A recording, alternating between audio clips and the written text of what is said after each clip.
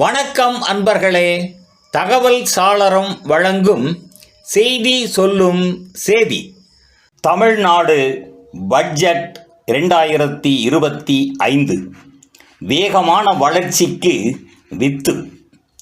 தமிழ்நாடு அரசின் 2025-26 ஆண்டிற்கான நிதிநிலை அறிக்கை மார்ச் 14 சட்டமன்றத்தில் தாக்கல் செய்யப்பட்டு பல்வேறு பத்திரிகைகளிலும் ஊடகங்களிலும் விரிவாக விவாதிக்கப்பட்ட செய்தியின் சேதியை பார்ப்போம். 1.3 லட்சம் சதுர கிலோமீட்டர் பரப்பும் 7.2 கோடி மக்கள் தொகையும் ரூபாய் 35.67 லட்சம் கோடி மதிப்பிலான மாநில உற்பத்தி பொருளாதாரமும் கொண்ட தமிழ்நாட்டின் 2025-26 ஆண்டிற்கான நிதிநிலை அறிக்கையின் முக்கிய அம்சங்களை பார்ப்போம். பட்ஜெட் மொத்த வரவு ரூபாய் 3,32,330 கோடி எனவும் மொத்த செலவு ரூபாய் 4,39,293 கோடி எனவும் மொத்த பற்றாக்குறை ரூபாய் 1,06,963 கோடி எனவும் மதிப்பிடப்பட்டு உள்ளது. இந்த பற்றாக்குறையானது கடந்த 5 ஆண்டுகளாக உயர்ந்து கொண்டே வருவதும் அதனால் கடன் சுமை பெருகுவதும் தெரிய வருகின்றது. இருப்பினும் மாநிலத்தின் மொத்த உற்பத்தியில் இந்த கடன் தொகையின் சதவிகிதம் 4.9 இருந்து 3% குறைக்கப்பட்டிருப்பது ஒரு நல்ல அம்சமாகவே பார்க்கப்படுகின்றது. மாநிலத்தின் மொத்த வருவாயில் 75% மாநிலத்தின் சொந்த வரி வருவாய் மூலமாகவும் 25% மத்திய அரசின் வரி பகிர்வு மற்றும் உதவித்தொகையாகவும் இருக்கின்றது. மாநிலத்தின் சொந்த வரி வருவாய் ரூபாய் 2,20,895 கோடியில் வணிக வரியானது 74%, பத்திரப்பதிவு கட்டணம் 12%, கலால் வரி 6%, வாகன வரி 6%, இதர இனங்கள் 2% இருக்கின்றன.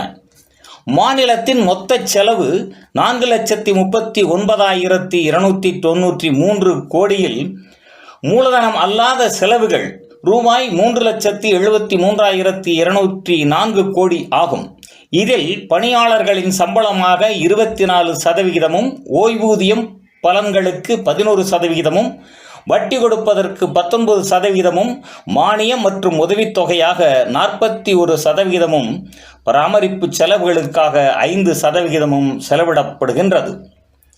இந்த செலவுகள் சென்ற ஆண்டில் அதற்கு முந்தைய ஆண்டை காட்டிலும் சற்றே உயர்ந்த போதிலும் இந்த ஆண்டில் அதனை குறைக்க திட்டமிடப்பட்டு உள்ளது.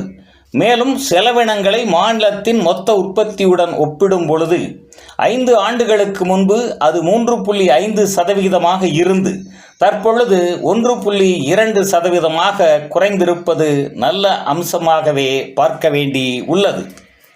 மாநிலத்தின் மூலதன செலவு ரூபாய் 57,231 கோடியானது மொத்த செலவில் 13% என உள்ளது. இதில் சாலை மேம்பாட்டிற்கு ரூபாய் 18,197 கோடியும், போக்குவரத்துக்கு ரூபாய் 10,973 கோடியும், நகர வளர்ச்சிக்கு ரூபாய் 6,292 கோடியும், குடிதண்ணீர் ரூபாய் 6,231 கோடியும், நீர்நிலைகள் ரூபாய் 4,465 கோடியும், கல்வி மற்றும் மருத்துவத்திற்கு ரூபாய் 3,851 கோடியும் செலவு ஏற்பட உள்ளது. சென்ற ஆண்டை காட்டிலும் இந்த ஆண்டில் இச்செலவினங்களுக்கு 22% கூடுதல் நிதி ஒதுக்கப்பட்டு உள்ளது குறிப்பிடத்தக்கதாகும்.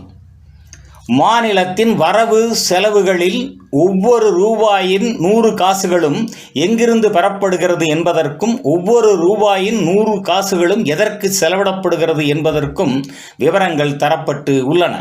இதில் ஒவ்வொரு ரூபாயிலும் 52 காசுகள் மாநிலத்தின் சொந்த வருவாயாகவும், கடனாக 31 காசுகளும், மத்திய அரசின் வரி பகிர்வு மூலம் 17 காசுகளும் கிடைக்கின்றன.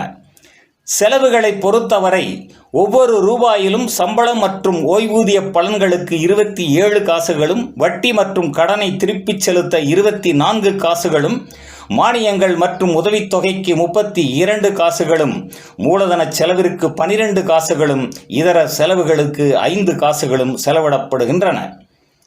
இனி இந்த ஆண்டில் முக்கியமான பணிகளுக்கான நிதி ஒதுக்கீட்டினை பார்ப்போம். கல்விக்கு ரூபாய் 55,261 கோடியும், நகர வளர்ச்சிக்கு ரூபாய் 34,396 கோடியும், ஊரக வளர்ச்சிக்கு ரூபாய் 29,465 கோடியும், மருத்துவத்திற்கு ரூபாய் 21,906 கோடியும், எரிசக்திக்கு ரூபாய் 21,178 கோடியும், நெடுஞ்சாலைகளுக்கு ரூபாய் 20,722 கோடியும் ஒதுக்கப்பட்டு உள்ளது.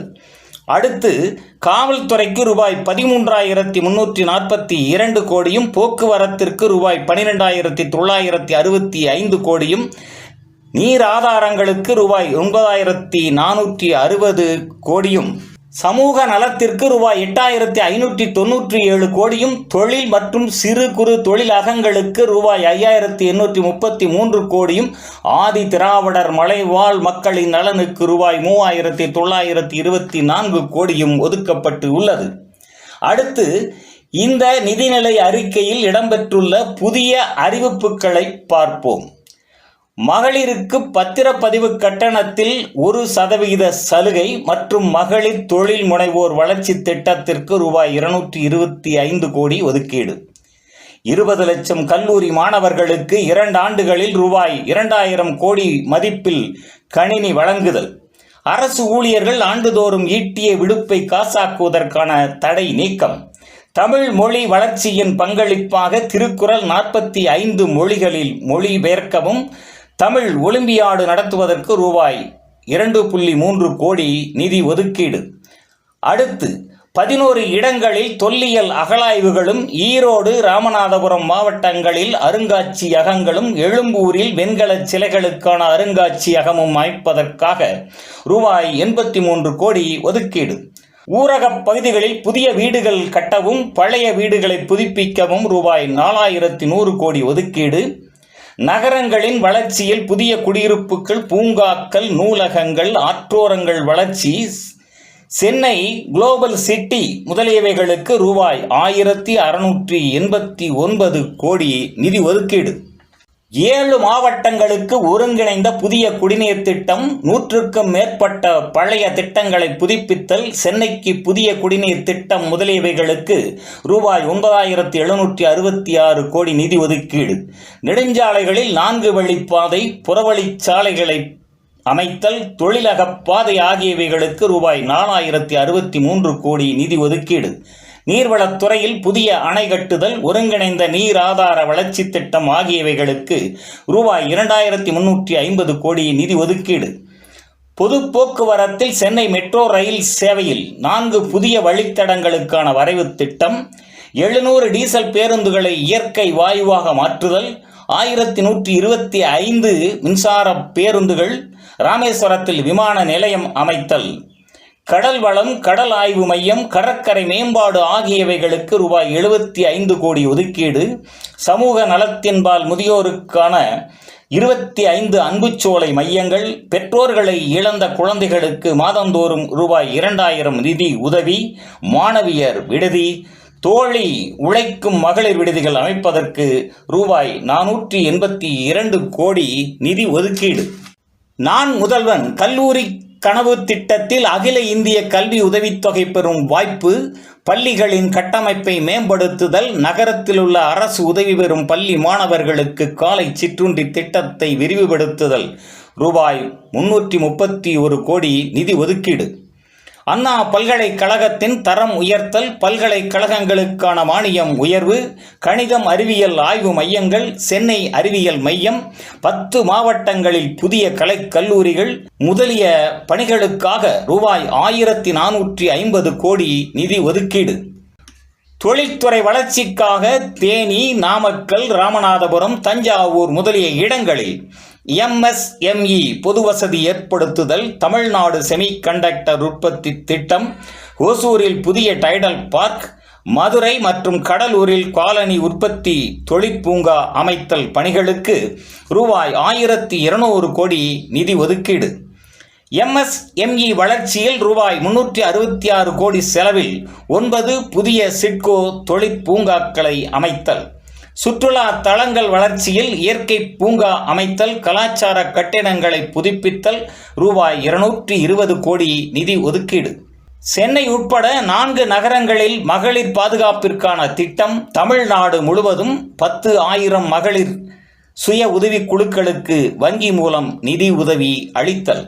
அடுத்ததாக ஏற்கனவே நடைபெற்று வரும் பல்வேறு திட்டங்களுக்கான நிதி ஒதுக்கீட்டினை பார்ப்போம். மகளிர் உரிமை திட்டம் ரூபாய் 13,807 கோடி, புதுமை பெண் திட்டம் ரூபாய் 420 கோடி, தமிழ் புதல்வன் ரூபாய் 420 கோடி, காலை உணவு திட்டம் ரூபாய் 600 கோடி, சத்துணவு திட்டம் ரூபாய் 2,602 கோடி, ஒருங்கிணைந்த குழந்தைகள் வளர்ச்சி திட்டம் ரூபாய் 3,676 கோடி, மகளிர் பேறுகால நலத்திட்டம் ரூபாய் 1,092 கோடி, முதியோர் ஓய்வூதியம் ரூபாய் 5,156 கோடி, சென்னை மெட்ரோ ரயில் 2ஆம் திட்டத்திற்கு ரூபாய் 4,807 கோடி, பொது விநியோக திட்ட மானியம் ரூபாய் 14,000 கோடி, நகர்ப்புற மேம்பாட்டு திட்டம் ரூபாய் 2,000 கோடி, நகர்ப்புற சாலை மேம்பாடு ரூபாய் 550 கோடி, கடல் நீர் குடிநீர் திட்டம் ரூபாய் 1,455 கோடி, கனவு இல்லம் ரூபாய் 1000 கோடி, கிராம சாலை மேம்பாட்டு திட்டம் ரூபாய் 2,200 கோடி, கிராமங்களின் மறுமலர்ச்சி திட்டம் ரூபாய் 500 கோடி, ஒட்டுமொத்த சாலை மேம்பாடு ரூபாய் 9,476 கோடி, சென்னை வட்டச்சாலை ரூபாய் 2,910 கோடி, சிங்கார சென்னை ரூபாய் 850 கோடி. வேளாண்மை மற்றும் வீடுகளுக்கு இலவச மின்சாரம் ரூபாய் 30,434 கோடி ரூபாய், இலவச பேருந்து மற்றும் சலுகைகளுக்கு ரூபாய் 9,682 கோடி ரூபாய், தொழிலகங்களுக்கு ஊக்கத்தொகை ரூபாய் 2,420 கோடி, பள்ளி கட்டிட மேம்பாடு ரூபாய் 1000 கோடி, பள்ளி குழந்தைகளின் புத்தகங்கள் ரூபாய் 1,696 கோடி, கல்லூரி கட்டிட மேம்பாடு ரூபாய் 600 கோடி, பல்கலைக்கழகங்களுக்கு மானியம் ரூபாய் 1,678 கோடி, தேசிய மருத்துவ திட்டம் ரூபாய் 2,754 கோடி, இன்னுயிர் காப்போம் ரூபாய் 100 கோடி, அரசு இலவச மருந்துகள் ரூபாய் 559 கோடி, மருத்துவ காப்பீட்டு திட்டம் ரூபாய் 1,461 கோடி, இலவச வேட்டி சேலை திட்டம் ரூபாய் 673 கோடி, மாற்றுத்திறனாளிகள் நலன் ரூபாய் 616 கோடி, மீனவர் நலன் ரூபாய் 538 கோடி, தொல்குடி வளர்ச்சி திட்டம் ரூபாய் 255 கோடி, ஆதி திராவிடர் குடியிருப்பு ரூபாய் 280 கோடி, SC/ST தொழில் முனைவோர் மேம்பாட்டு திட்டம் ரூபாய் 170 கோடி. மேற்கண்டவாறு பல புதிய திட்டங்கள் பழைய திட்டங்களுக்கு மெருகூட்டல் என பல அம்சங்களை இதில் பார்க்க முடிகின்றது. மாநிலத்தின் கடனின் அளவு அதிகரித்து வருகின்ற போதிலும் மாநிலத்தின் மொத்த உற்பத்தி கடந்த 3 ஆண்டுகளில் 31% உயர்ந்து அதன் மூலமாக வருவாயும் பெருகி இருப்பதால், தொழில் வளர்ச்சிக்கான முனைப்பு அதிகமாக இருப்பதாலும் திறமையான அரசு நிர்வாகத்தின் மூலம் இந்த நிதி நிலை அறிக்கையின் இலக்குகள் எய்தக்கூடியதே என நம்பலாம். நன்று நண்பர்களே, செய்தி சொல்லும் செய்தியின் பிறிதொரு காணொளியில் மீண்டும் சந்திப்போம். நன்றி, வணக்கம்.